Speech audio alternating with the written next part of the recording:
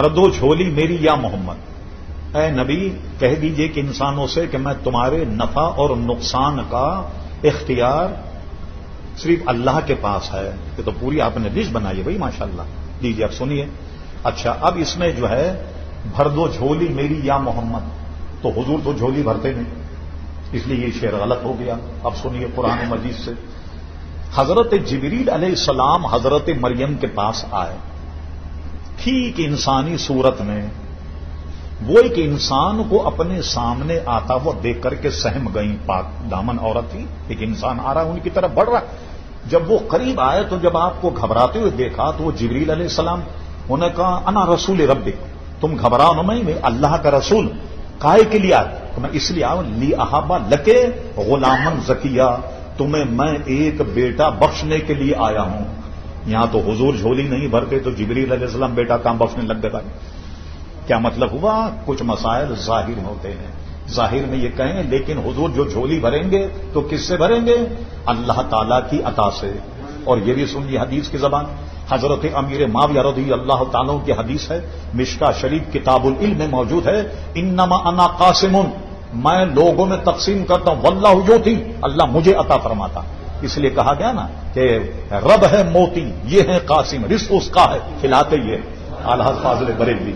تو یہ ہے، کچھ عرف میں باتیں ہوتی ہیں تو اس میں حقیقت کیا ہے کہ اللہ تبارک و تعالیٰ کے دیے کی طرف سے یہ حضرات لوگوں کی جھولی بھرتے ہیں. سمجھ گئے نا ایک بات.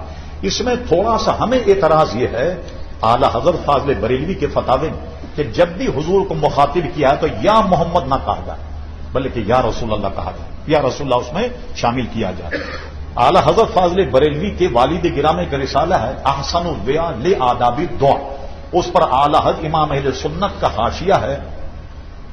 اس میں وہی لکھتے ہیں کہ جہاں بھی دعاؤں میں ہے نا لفظ کہیں آیا یا محمد تو اس کو یا رسول اللہ کہیے، اس لیے کہ قرآن مجید فرقان حمید نے کہیں بھی اللہ تعالیٰ نے یا محمد کہہ کے حضور کو نہیں بلایا.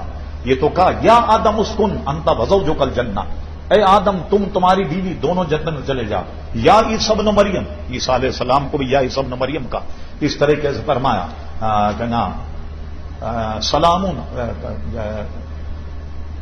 یا ابراہیم، یا ابراہیم بھی کہہ کہ اللہ تعالیٰ، لیکن کہیں یا محمد نہیں دکھا سکتے.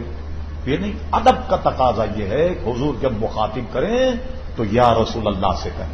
اس لیے مسجدوں میں ہم یا محمد نہیں لکھتے، یا رسول اللہ لکھتے ہیں. ٹھیک ہے، یہ ہے. ہاں بات صحابہ سے ثابت بھی ہے، اور بلکہ مسلمہ کذاب یہ جنگ ہو رہی تھی مانین زکات، جنہوں نے زکات دینی چھوڑ دی، ان سے جو جنگ ہوئی وہ بالکل کپڑوں میں چہرے میں بالکل مسلمان جیسے لوگ تھے جو مرتد ہو گئے، زکات دینے سے انکار کر دیا.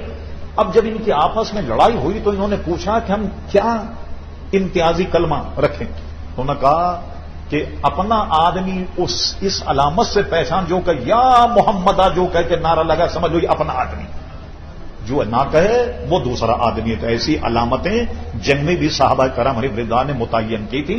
اور اس میں یہی ہوا تھا، کیا کہتے ہیں، مسلمہ کذاب کی جنگ میں بھی مسلمانوں کا کلمہ اپنی شناخت کا تھا یا محمدہ. یہ جب کہتے لگ جاتا کہ یہ ہمارے ساتھی ہیں، کہ یہ نقصان نفع نہیں پہنچا سکتا.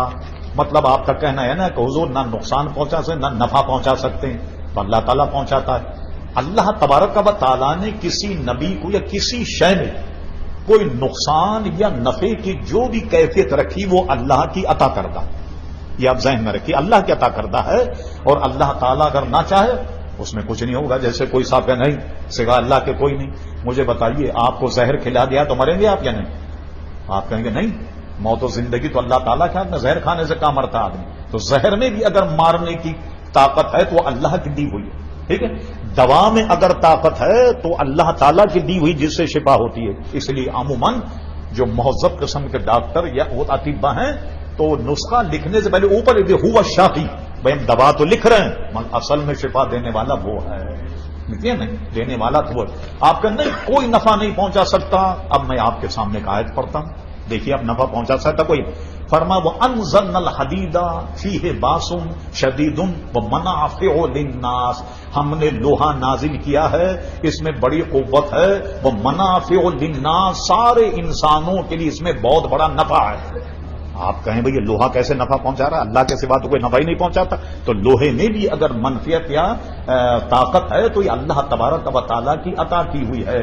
اگر نبی علیہ السلام بھی کسی کو نفع پہنچائیں وہ بھی اللہ تبارک و تعالیٰ کی طرف ہی سے پہنچائیں گے. اللہ انہیں دیتا ہے اور وہ مخلوق میں تقسیم کرتے ہیں.